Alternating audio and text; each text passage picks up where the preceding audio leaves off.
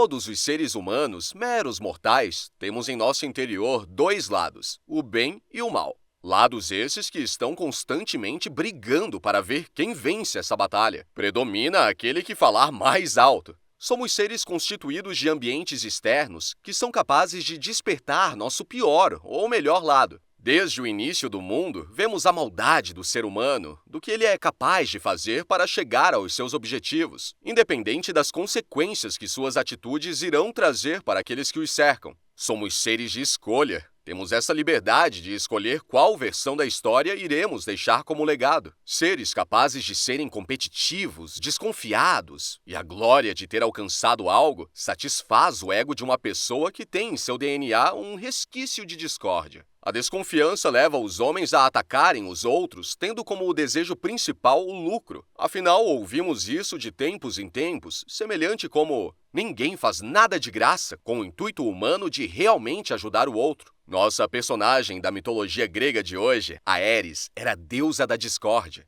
E como deusa da discórdia, ela foi a grande responsável pela Guerra de Troia. Com seu pomo dourado, ela trouxe a ira de 3 deusas. Ela não somente representa discórdia, mas também contendas, disputas e rivalidades. Conhecida como a mãe dos males, além de ser a principal responsável por todo o caos que há no mundo. Mas antes de continuarmos com o tema de hoje, já deixa seu like no vídeo, se inscreva no canal caso não seja inscrito, para dessa forma trazer mais conteúdos relevantes para vocês sobre o universo mitológico. A antiga mitologia grega é mais uma das diversas existentes na história humana. Existem outras, é claro, como a nórdica, lar de Hela e Surtur, por exemplo. Mas, sem dúvida, em termos do mundo ocidental, é a que mais se intensificou em nossa sociedade. Dando origem a muitos conceitos da mitologia romana, ainda é possível notar nomes de divindades antigas na atualidade. Quer um exemplo? Plutão, Netuno, Urano, os planetas do Sistema Solar, todos são oriundos da Roma Antiga, onde suas contrapartes na Grécia são Hades, Poseidon e Oceano. A astronomia é uma das principais áreas do conhecimento que ainda usam as tradições gregas para nomear seus achados. Bastante interessante, não é? Existem versões que relatam a existência de 2 Eris.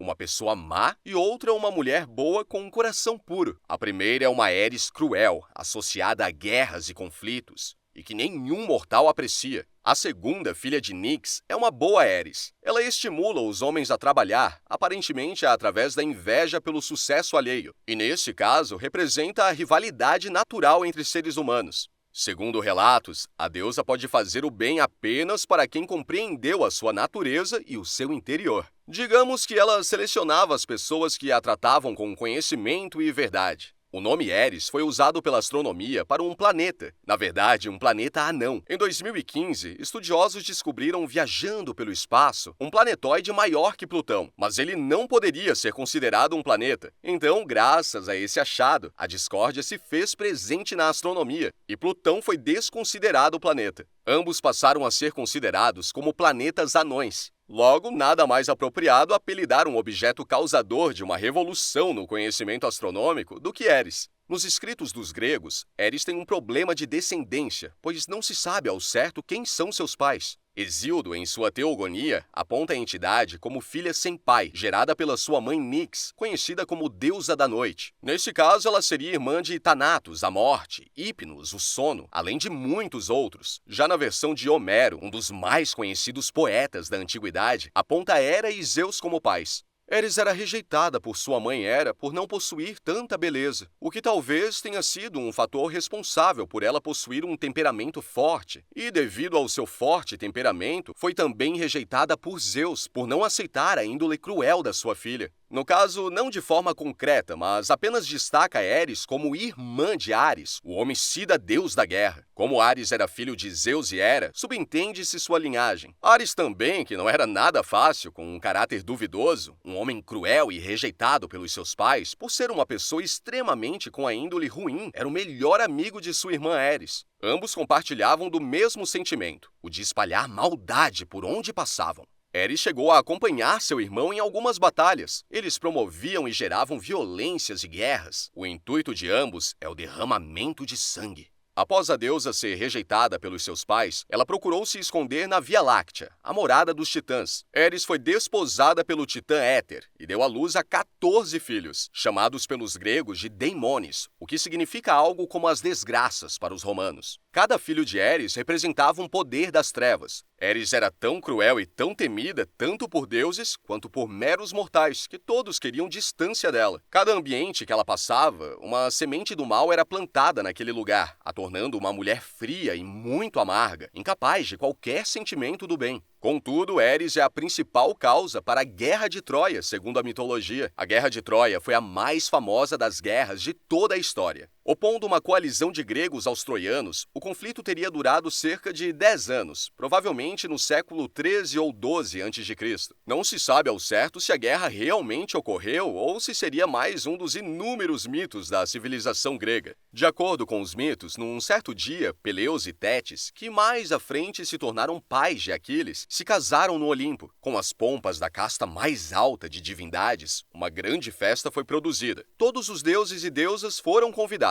A única que não foi convidada, visto que sua presença provocaria discórdia, era Eris, por razões bastante óbvias, visto ser a deusa da discórdia. Claro que Eris não gostou do que aconteceu. Sua ira era tremenda. Se sentindo ignorada e desprezada, tramou uma vingança. Foi mesmo assim sem ser convidada para o casamento. Seu presente foi um pomo de ouro. Mas Eris não seria tão boazinha assim. O pomo dourado foi colocado acima da mesa do banquete com a seguinte descrição: para a mais bela. Depois, não se viu mais a presença de Eris, mas o estrago já estava sendo feito. Pois é, a moça colocou o pomo sobre a mesa e foi embora, vendo o estrago que estava prestes a acontecer. 3 deusas viram a maçã e se sentiram no direito de serem suas donas, exatamente por se considerarem a mais bela do Olimpo. Hera, Atena e Afrodite. Sobrou para Zeus interferir, pois as deusas pediram para que ele falasse quem era a mais bela. Enquanto isso, Eris dava gargalhadas nas sombras ao verem as deusas desesperadas disputando o título da mais bela de todas. Contudo, Zeus não era bobo e não queria para si a fúria das perdedoras, e assim decidiu. Colocou como decisão para um mortal. Hermes, o mensageiro dos deuses, chega até Troia buscando um homem sábio para tal tarefa. Sentado no trono da cidade estava Príamo, o rei. Contudo, pela idade, ele mesmo descartou a tarefa, dizendo estar muito velho para dar continuidade ao seu reinado. Sendo assim, deixou para seu filho Paris, de apenas 20 anos. As deusas, então, sabendo quem as julgariam, trataram de convencer Paris de qualquer forma. Como os deuses gregos tinham muitas atitudes que lembravam os mortais, esperavam então todo tipo de chantagem. Hera, a senhora do Olimpo e esposa de Zeus, foi a primeira. Ofereceu a Paris que, quando assumisse o trono de Troia, seria o mais poderoso guerreiro que o mundo veria.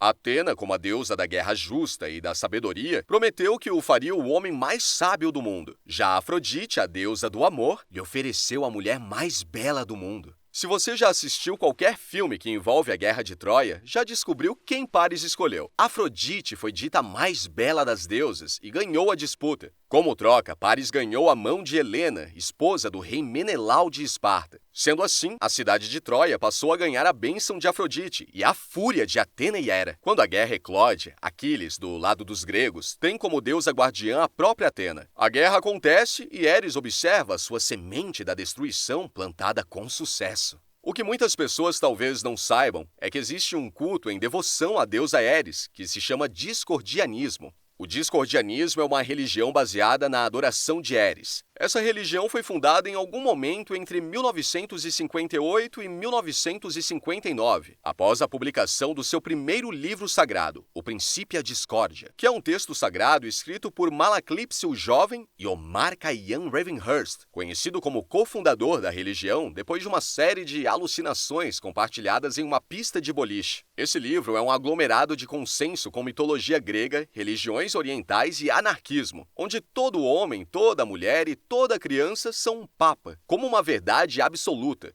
O seu livro sagrado, o Principia Discordia, o nome completo do livro é Principia Discordia ou Como Encontrei a Deusa e o que Fiz a Ela Quando a Encontrei, onde se explica absolutamente tudo o que vale a pena saber sobre absolutamente qualquer coisa. E foi escrito pelo profeta Malaclips, o mais jovem. Por trás deste simpático heterônimo estão Greg Hill e Carrie Thornley, que disseram ter escrito o Principia após serem contatados por Eris. O pomo da discórdia, feito de ouro e com a inscrição Caliste, para mais bela, é um dos símbolos do discordianismo. O Principia começou de leve, mimeografado e distribuído em escolas e universidades, e em poucos anos tinha virado um verdadeiro culto. O discordianismo também pode ser interpretado como a crença de que desarmonia e caos são aspectos igualmente válidos da realidade. Os membros mais antigos da religião até hoje juram de pés juntos que a saudação dos hips é pura cópia do cumprimento discordiano. Como se qualquer tipo de movimentação que a pessoa tivesse fosse direcionado para esses princípios desta seita. Ou seja, você não age assim porque quer, e sim porque você está copiando tal movimento. É por vezes considerado uma paródia da religião, embora exista discussão sobre até que ponto isso é verdade.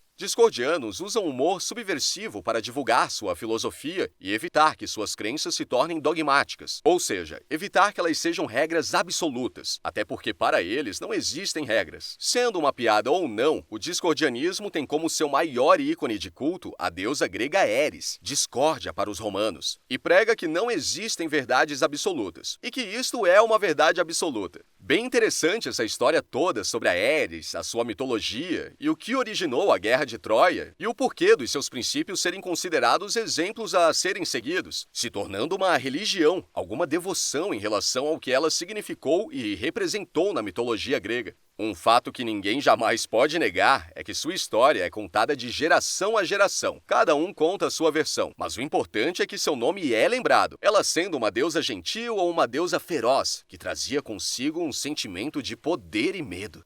Agora quero saber de vocês o que acharam sobre toda essa história. Já conheciam a história da deusa Eris, a deusa da discórdia? Acredita que ela realmente foi a grande responsável pela Guerra de Troia? Escreva aqui nos comentários que eu quero muito saber. Sua interação é fundamental. Se gostou desse vídeo, deixa seu like e compartilha para seus amigos que gostam de mitologia. Caso tenha alguma sugestão para um próximo vídeo, deixa aqui embaixo que em breve iremos trazer para você. Até a próxima!